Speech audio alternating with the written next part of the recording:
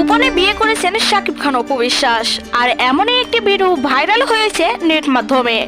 তবে এবার গোপন রাখতে চাইলেও বিষয়টি আর গোপন নেই।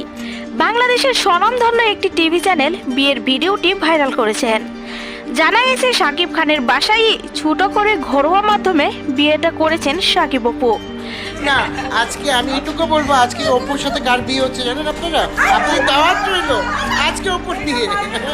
তবে সেখানে উপস্থিত ছিলেন না শবনম বুবলি, কিন্তু শাকিব খান বলেছেন বিয়ের খবরটা বুবলিকেও জানানো হয়েছে।